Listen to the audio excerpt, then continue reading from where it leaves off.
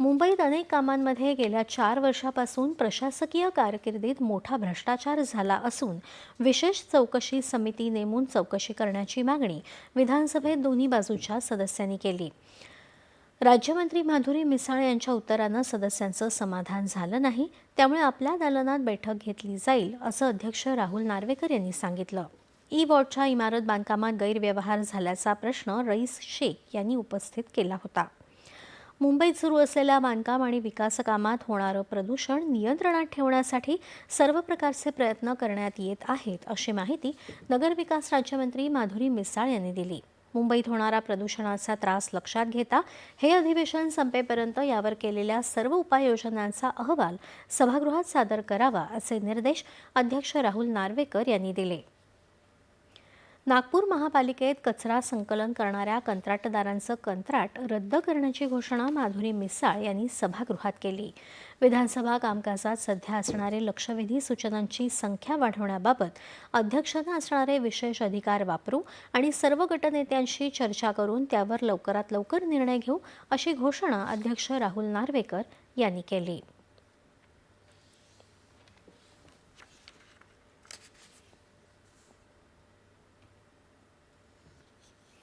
आता आपण विधानसभेचं थेट प्रसारण पाहतोय। विस्फोटक पद्धतीचे जे सामग्री या ठिकाणी त्यामध्ये पेसो ही भारत सरकारची ऑर्गनायझेशन यांचं मॉनिटरिंग वॉच असते। मी सन्मान्य जयंत पाटील साहेबांना या ठिकाणी सांगू इच्छितो की या संदर्भामध्ये अशा पद्धतीच्या घटना प्रत्येक अधिवेशनामध्ये सातत्याने घडत आहे। आता 7व्या नंबरची लक्षवेधी देखील या संदर्भात आहे। कुठल्याही महाराष्ट्रात काम करणारा गरीब माणूस 400-500 हजार रुपये रोजच्या पगारावर काम करत असताना त्याचा जीव धोक्यात जाणे आणि पुरत त्याचा मृत्यू होणे हे अतिशय दुर्दैवी आहे आणि भविष्यात अशा पद्धतीच्या घटना होऊ नये म्हणून सभागृहाच्या सर्व सन्मान्य सदस्यांचा, स्टेक होल्डर्सच्या, वेगवेगळ्या कामगार संघटनेचा या संदर्भामध्ये परत एक धोरणात्मक निर्णय घेणं खूप आवश्यक आहे। प्रचलित पद्धत ही आजची नाही आहे, ही वर्षानुवर्षापासूनची आहे। दुर्दैवी आहे की फक्त नोटीस देणे, खटले दाखल करणे आणि परत कंपनी तशा पद्धतीने त्यांचा रोजगार हिरावून जाईल म्हणून ते बंद न करणे हे पूर्ण सिस्टममधला फॉल्ट आहे अध्यक्ष महोदय।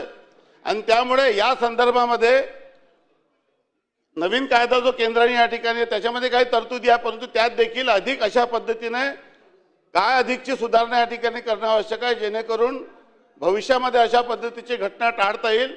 त्या दृष्टीने पुढील 1.5 महिन्यामध्ये अभ्यास करून निर्णय घेऊन सभागृहाला या ठिकाणी कळवण्यात येईल।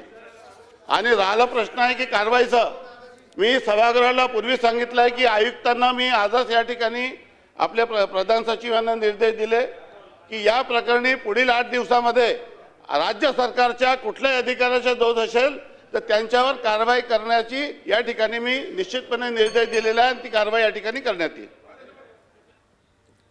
बीड जिल्ह्यातील आंबेजोगाई इथल्या स्वामी रामानंद